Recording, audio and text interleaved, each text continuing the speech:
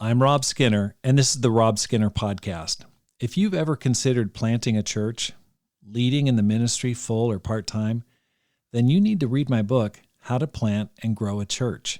This book is a complete manual for small church growth, and in this episode, I read through the introduction and chapter 1 and talk about the motivation to plant or lead a church. All this and more on the Rob Skinner Podcast.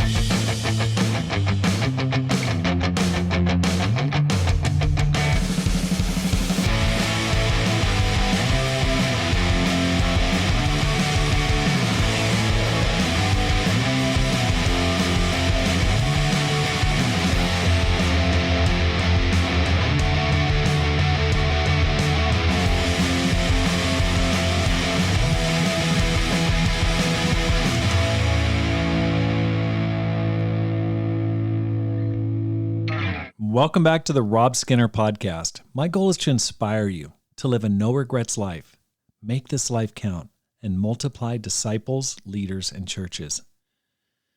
It's mid-December 2022, and I hope you're enjoying all the banquets, the parties, events that characterize Christmas. Here's what's been going on with me and Pam. Pam and I went up and appointed Brian and Abby Mackie as an evangelist and women's ministry leader in Flagstaff, Arizona, just about a week ago. They've done a great job getting that church off the ground and have grown it from around 8 disciples to around 45 in a little over a year. I hope to interview them and talk about their journey on an upcoming episode. I'm also looking forward to the Climb Small Church Leadership Conference November 30th of 2023. That's about a year away, and I'd like to ask you to please make plans to go. Save the date, very end of November. Put it in your budget, put it in your schedule, and make plans to be at the Climb Conference in Dallas, Texas next November. I'm also looking for a replacement couple for Kevin and Erica Liu on the campus at the University of Arizona. They leave in September 2023 to go to the Revive Eastern Europe program. And so if you're interested in becoming a church planter, an evangelist, or women's leader in the future, I'd like to ask you to email me and let's talk about our ministry incubator program. I'm looking for someone starting in January of this next year who wants to start on campus and then in time lead their own church. The unique aspect of this program is that you'll have someone to walk with. This last semester, I spent 4 days a week on campus with Kevin and Erica, with Felipe Marias and Ed Mejia, with the students there that were on campus, and I walked with them. I met someone personally, I studied the Bible with them and baptized them a couple weeks ago. So if you're looking for spiritual training or know of someone who is, and you're looking for someone to walk with you, this might be an incredible situation for you. So please email me at rob@robskinner.com. This is a paid position. So I'm looking for singles. I'm also looking for a couple that could come.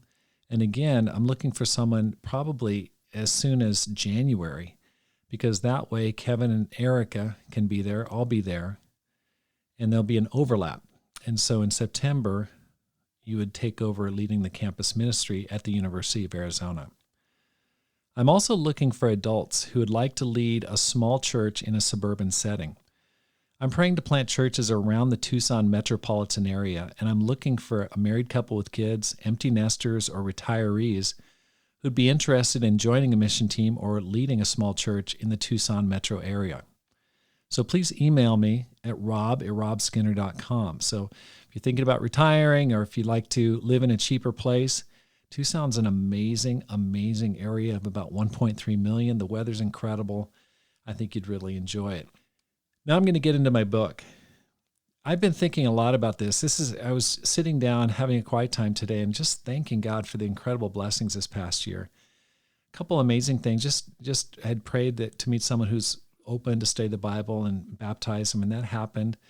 You know, it's my dream to multiply leaders to appoint Brian and Abby Mackie. That's just absolutely on my dream list.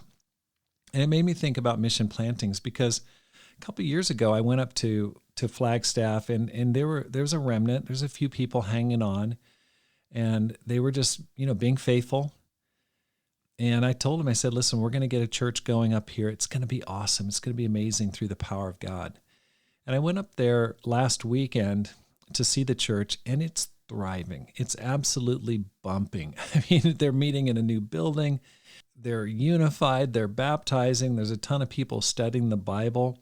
It's just a whole young crowd of people. I mean, it's so exciting. I mean, talk about a transformation in the past 2 years from really nothing much going on at all to just everyone's on fire. Everyone's just pumped up, excited.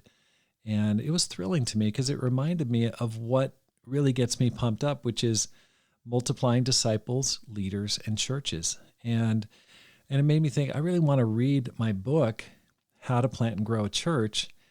And I've read my other book in earlier episodes on courage, but I thought, I really want to read this book because it's such a great book for equipping people who are interested in doing ministry, whether that's paid or non-paid. And in this book, I talk about primarily my experience in planting a church self-supported in Ashland, Oregon, and the things that God's taught me and I've learned over my career in the ministry. And I've done professional ministry, paid ministry, but I also spent 8 years doing ministry self-supporting when I was selling real estate. And so I talk a lot about that. So look forward to getting into that today. How to Plant and Grow a Church, a complete manual for small church growth by Rob Skinner. Dedication. For Pam, who has been on every mission planting with me and who's made our life together an adventure. You were sent from heaven. Introduction. I remember the fear and excitement as we decided to plant a church in my hometown of Ashland, Oregon. We packed up the 2 U-Haul trucks and drove away towing 2 cars and carrying our 3 kids and a black lab. What in the world are you doing, Rob? I heard that voice in my head as we said goodbye to our friends in the comfortable church of 125 people we were leaving. I also heard another voice in my head, a voice that said, if you don't plant this church, no one else will. Who will save your family? How will they hear the gospel? That both settled my feelings and motivated me. I hit the gas pedal and pulled away from our familiar surroundings. Ever since I became a Christian at the age of 20 at UC Berkeley, I wanted to live a life like the Apostle Paul. I dreamed of living my life for God, planting churches, and making a difference.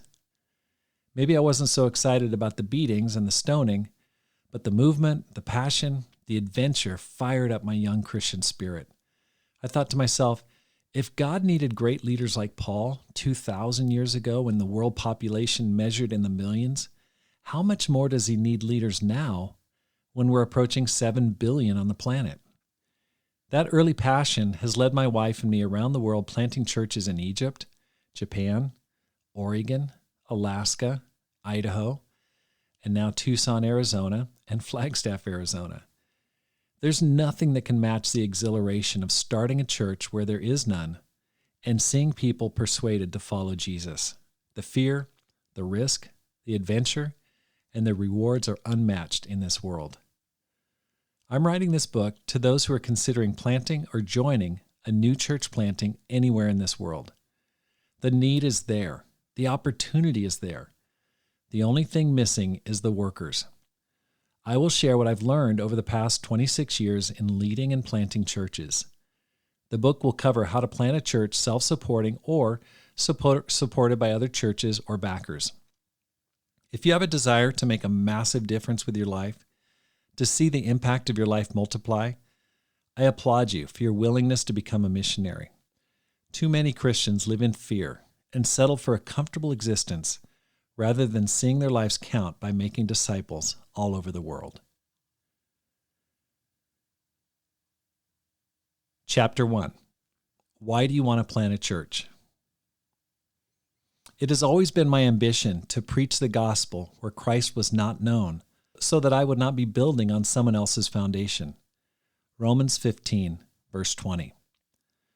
The most critical factor in successful church planting may well be the leader's ambition. Paul's motivation and passion pours out of the pages of his letters to the churches he planted. In the same way, Your passion for planting a church has to border on obsession. Planting a new church is considered by many to be the most challenging job a person could choose. Peter Drucker, the organizational guru, shared this with a church planter in a personal interview. You know, Steve, over the years I've made a career out of studying the most challenging management roles out there. After all of that, I'm now convinced the two most difficult jobs in the world are these. 1, to be president of the United States, and 2, to be the leader of a church like yours, where you start it, then lead it to serve others in greatness. There's no guarantee of success. Instead, you can expect persecution, financial challenges, and real-world problems that have to be overcome to establish a healthy church. In 2004, I had spent 10 years overseas doing missionary work in Japan with my family, and my mind turned to reaching my physical family with the gospel. My mom, who was nearing 80 at the time, had regularly called me when we lived overseas and said, "When are you going to come home? And honey, there are plenty of sinners here in Oregon for you to save. Why do you need to be in Japan?" I'm very close to my mom and physical family, and the desire to reach her and my brothers and sisters with the gospel weighed heavily on my mind. At the same time, the church I was leading was going through some challenges, and the larger church organization I'm a part of was going through some dramatic structural shifts. It was moving from a highly centralized leadership structure to a more fractured, autonomous one. In this, I saw a window of opportunity to strike out into this mission field without needing approval, funding, or support. At the same time, my hometown of Ashland, Oregon, is located exactly 5 hours between the nearest two sister churches of Sacramento, California, and Portland, Oregon. It's a small town of 20,000 people in a county of 200,000. Based on the then current rate of churches being sent out, I didn't see any hope for it being planted in the next 10 or even 20 years.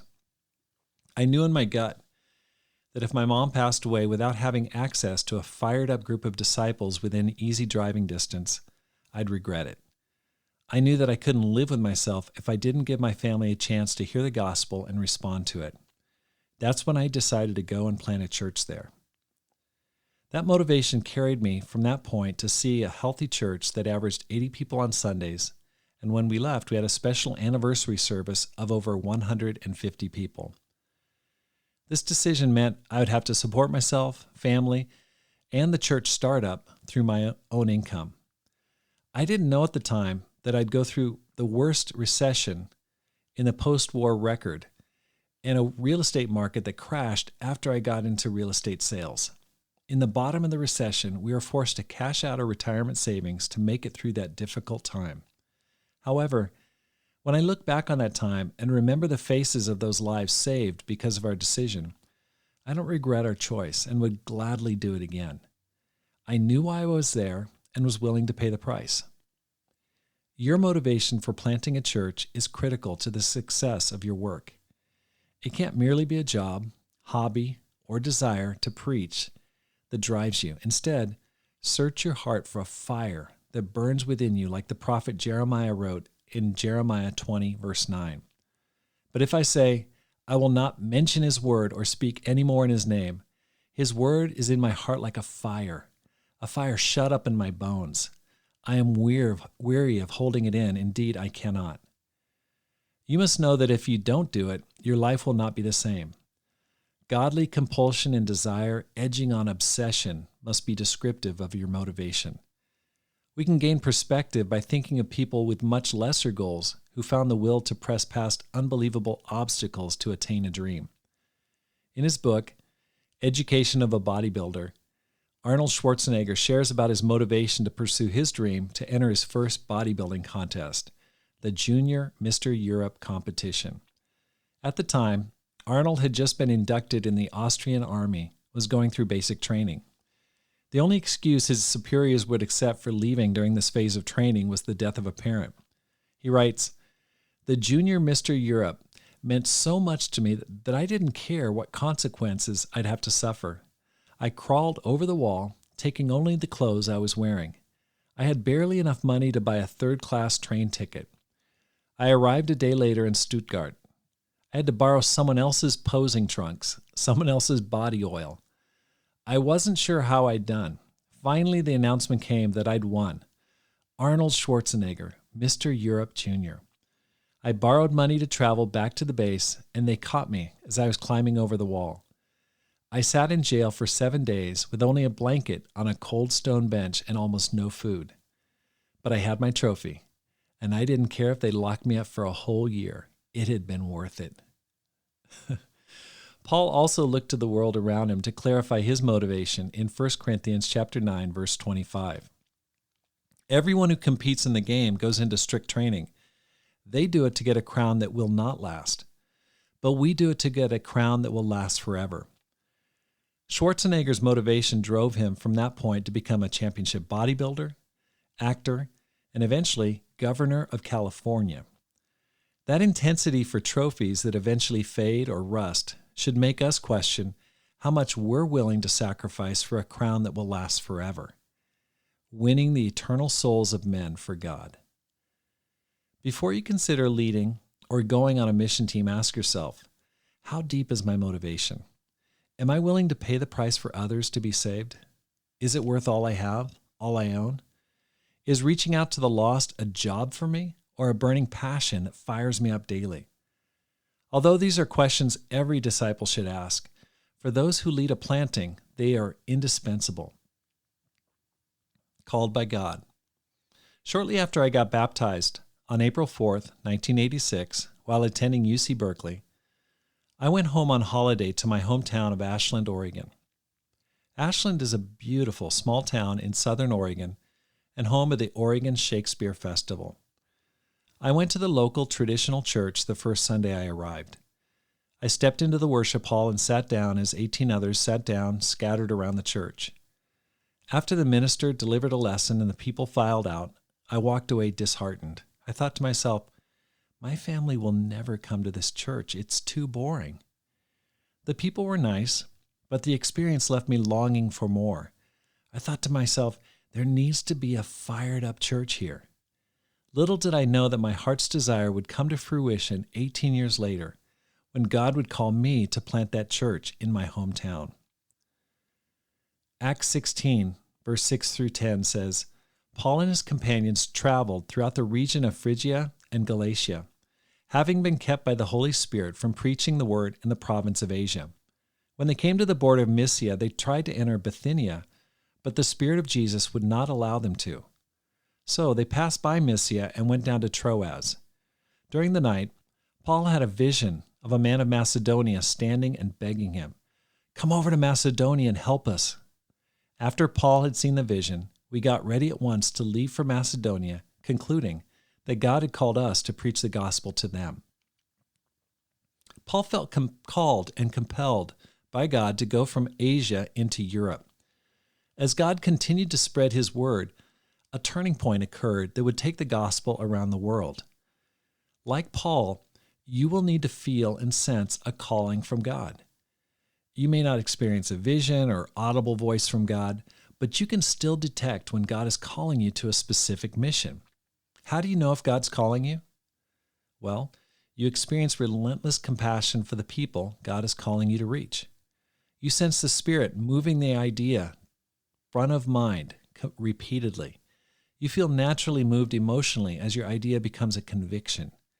You see how unexplained coincidences point you towards that mission field.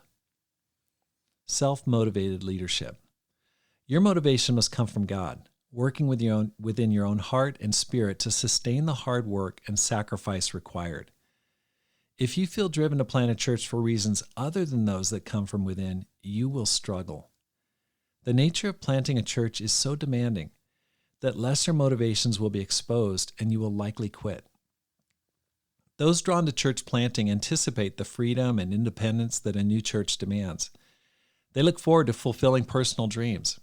However, a church seed poisoned by impure motivation will bear meager or malformed fruit. As the writer warns in Hebrews chapter 12, verse 15, see to it that no one falls short of the grace of God, and that no bitter root grows up to cause trouble and defile many. Here's some simple questions to weed out any roots of impure motivation. Are you running away? If you're starting a new church to get away from an undesirable church environment, you're headed for trouble.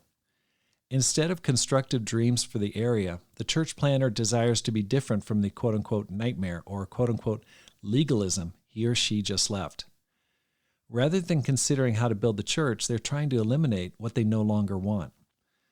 Building from a negative blueprint like this is a recipe for dysfunction in a new church planting. The church builder has not healed from negative experiences and is chained to the fear of recreating the past.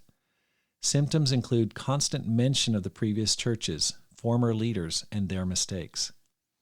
Are you angry or resentful? Anyone who's been a member of a church for any length of time has most likely witnessed negative interactions within the church body.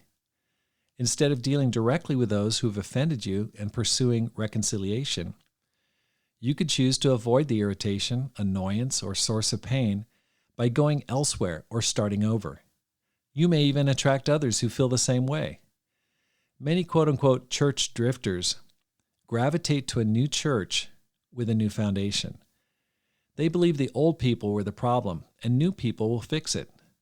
When Pam and I planted a church in Southern Oregon, we were desperate for new members. We were looking for anyone with a pulse who wanted to be part of our 2-member church. We were delighted to get a call from a couple who said that they were planning on moving to the area. After initial positive entry into the church, this couple's true motivation came to the surface, fleeing another church due to ongoing bitterness and unresolved alcoholism. They soon left for yet another church. Have you counted the cost? Jesus counseled his listeners to estimate the cost of following him in Luke chapter 14, 25 through 33. Living as an authentic Christian in any church environment has its challenges, but planting a new church where there is none takes the difficulty to a level that's difficult to describe. If you've ever seen the opening scene in the movie Saving Private Ryan, you have an idea of what to expect. The movie recounts the June 6, 1944 storming of the beaches of Normandy during World War II. This D-Day scene is a physical counterpart to what you can expect spiritually as you storm the beach of your mission area. Satan has his defenses prepared. He is not going to allow you to retake territory he controls without counterattacking. When we planted a new church in Portland, Oregon in 1991, we got a call from one of the members a few days after we had arrived. "Julie's gone." Julie, not her real name, had packed up her car and gone with us to get the church started. She never unpacked her vehicle. After a few days, she disappeared, going back to San Francisco from where we had launched. We never saw her again. In planting the church in Southern Oregon, we went through the Great Recession. I was selling real estate to support my family of 5 and the new church that I loved. To stay afloat financially, I cashed out the retirement account that my wife and I had saved for nearly 20 years in the ministry. What other obstacles will you possibly face? Financial challenges, a scarcity of workers and money, poor singing, people leaving, criticism from those who initially supported you, family rejection, persecution, misunderstanding from your friends, non-existent children's ministry. Just as Jesus shared a war story in his discourse on counting the cost in Luke chapter 14, I share these stories to remind you to calculate the cost and make sure your motivation is unshakable. You will face the greatest joys and deepest sorrows as you pour yourself out for the dream of building a great church in the area you love. It is worth it. Making a church is an incredible way to live out your calling as a disciple of Jesus, but it will also require risk after risk. George Lucas, creator of Star Wars, counsels, you have to find something that you love enough to be able to take risks, jump over hurdles, and break through the brick walls that are always going to be placed in front of you. If you don't have that kind of feeling for what it is you are doing, you'll stop at the first giant hurdle. Church planting is a labor of love. Christ's love must compel you. The feeling you have for the people living in your mission field must drive you. The excitement you have for doing God's will must course through you. Love is the only force that will enable you to break through the many walls you will face. Questions to evaluate your motivation. What is driving you as a Christian and a leader? Is Christ's love first and foremost? Read 2 Corinthians 5:14 through 15. How deep-seated is the dream you have for your mission? How often does it surface in your thoughts? If you planted a church and sacrificed your life savings in doing it, would that be okay with you? Imagine the worst-case scenario in planting the church. Would you still want to go? Are you motivated right now? Are you doing the work of ministry now that you plan on doing when you plant a church? Thanks for listening. If you're enjoying this podcast, I'd like to ask your help and support through one of the following. First, hit the subscribe button. Then post the episode and its link on your favorite social media site. Read my books. I'm going through How to Plant and Grow a Church, but you can find it on Amazon, along with my other book, Courage, How to Make This Life Count. And if you read it, please review it. Leave reviews on Amazon. It helps people to find the books. And finally, pray for me and for the church here in Tucson, because my goal is to inspire you to make this life count, live a no-regrets life, and multiply disciples, leaders, and churches. Have a great day, and make this life count.